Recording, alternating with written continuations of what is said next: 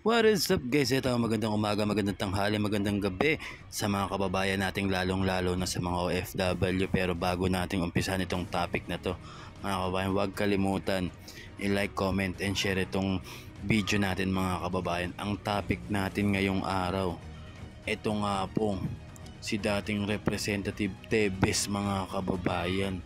Mukhang eto na, babalik na nga siya dito sa Pilipinas para harapin nga ang mga kaso mga kababayan, litisin ang mga dapat litisin mga kababayan, ang bintang sa kanya o ang kanyang mga kaso o kinaso na dapat niyang harapin mga kababayan dito sa Pilipinas.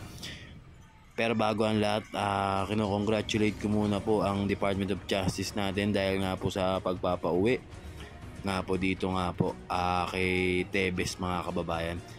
Ito mga kababayan ang topic natin, nabasa ko dito nga po sa Presidential Communication Office. Naglabas ng pahayag ang Department of Justice hingil sa extradition request na inihain ng gobyerno sa Court of Appeals ng Timor-Leste laban kay dating Representative Arnolfo Tebes Jr. So ayun mga kababayan, eto na nga po, kailangan niya nang harapin ito nga pong mga nakabinbin nga po na mga kinaso sa kanya mga kababayan at litisin dito na po sa Pilipinas mga kababayan. Department of Justice, the Department of Justice confirmed the grant of extradition request made by the Philippine government.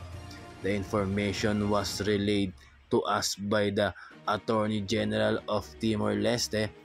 We have won. We look forward to the arrival of Mr. Tebes so that he may finally face the charges against him in our local courts. Ayun na nga mga kababayan, na kailangan niya nang harapin ang mga kaso dito sa korte sa Pilipinas mga kababayan. Ayan na nga po, anong masasabi nyo dito mga kababayan? Dito nga po kay Tebes mga kababayan, ano kaya ang mangyayari? At tama ba sa tingin nyo mga kababayan? Dahil para sa akin bilang opinion ko, maraming salamat sa DOJ natin dito sa Pilipinas. Syempre sa mga humuli, sa mga nagpauwi, gumawa ng paraan para harapin niya nga po yung mga kanyang mga kaso mga kababayan. So ayun lang mga kababayan, antayin ko ang mga komento nyo at bibigyan natin pa yan ng reaksyon mga kababayan. Maraming salamat sa inyong lahat. God bless us all. Thank you mga kababayan.